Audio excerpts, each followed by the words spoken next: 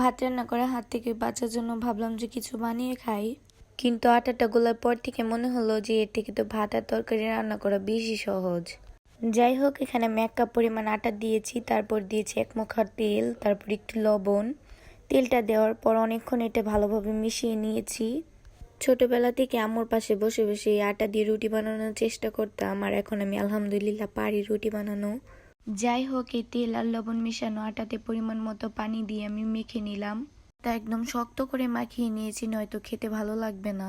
তারপর আমি সুন্দর করে আটাটা মাখিয়ে সুন্দর একটা ডো তৈরি করে নিব। আটা, ময়দা, চালের গুঁড়ো এগুলোতে যাই বানানো হোক না কেন অনেক মজা লাগে, কিন্তু এগুলোতে অনেক কষ্ট করতে হয়, অনেক মেহনত করতে হয় এগুলোতে।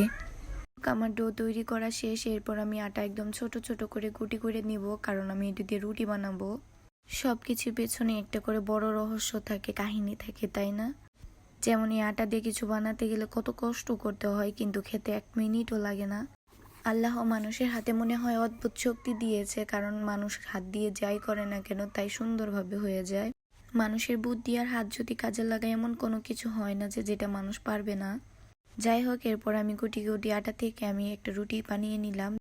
এরপর আমি একটা মুখার সাহায্যে ছোট ছোট করে ফুচকার মতন করে কেটে নিলাম। রুটিটা যেহেতু অনেকটা ছোট ছিল, তাই আমি ছোট ছোট মুখা দিয়ে পুরাটাই আমি একদম কেটে নিলাম, যাতে আমার সুবিধা হয় করতে। তারপর আমি সেই ফুচকার মতো কেটে রাখা গোল গলি দিয়ে আমি সিমের ফুলের মতো করে নিলাম। এটা বানানো একদম সোজা, দুইটা দুই সাইডে চাপ দিলেই হয়ে যায়। তারপর আস্তে আস্তে আমি এমন করে সবগুলো করে নিলাম। দেখে মনে হচ্ছে কয়েকটা, কিন্তু এটা করতে আমার অনেকটা সময় লেগে গেছে। এই ছোট ছোট সিমের ফুল তৈরি করতে আমার অনেকটা সময় লেগেছে। তারপর আমি এগুলো আস্তে আস্তে সবগুলো গরম পানিতে দিয়ে দিয়েছি। তারপর প্রায় 2 থেকে 3 মিনিট এটা আমি অনেক ভালোভাবে সিদ্ধ করে নিয়েছি। তারপর এটা ঠান্ডা পানিতে ধুয়ে নিয়েছি। এইখানে আমি গরম কড়াইয়ে দিয়ে দিলাম তেল। তারপর আমি দিয়ে দিব কাঁচামরিচ, পেঁয়াজ। পেঁয়াজটা আমি অনেক ভালোভাবে ভেজে নেব, কারণ পেঁয়াজে কামড় লাগলে আমার অনেক অতিষ্ঠ লাগে। আমার কাছে রান্না করা সবজির মধ্যে এই পেঁয়াজটা সবচেয়ে বিরক্তিকর একটা জিনিস। এইটাতে কামড় দিলেই বমি আসে আমার, আর মানুষ কাঁচা পেঁয়াজ কেমনে খায় আমি বুঝি না। পেঁয়াজটা ভেজে নেওয়ার পর তারপর আমি দিয়ে দিব পানি। তারপর আস্তে আস্তে আমি সমস্ত মশলা দিয়ে দিব। প্রথমে দিব মরিচের গুঁড়া, তারপর হলুদের গুঁড়া, তারপর জিরার গুঁড়া, তারপর সজের গুঁড়া, তারপর লবণ দিয়ে অনেকক্ষণ মশলাটা কষিয়ে নেব। এই রান্না করাটা কিন্তু আমি কোথাও দেখিনি, এটা আমি নিজে নিজে বানিয়েছি। মশলাটা কষানো হয়ে গেলে এখানে আমি দিয়ে দিব একটা ম্যাজিক মশলা।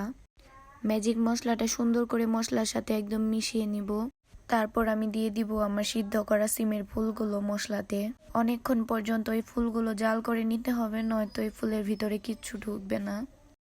তারপর জাল করা হয়ে গেলে আমি এখানে দিয়ে দিব টমেটো সস। সসটা দিয়ে অনেকক্ষণ ভালোভাবে ভেজে নিব, যে পর্যন্ত ঝোলটা আঠালো না হয়। ঝোলটা আঠালো ভাব হয়ে গেলে নামিয়ে নিলেই রেডি।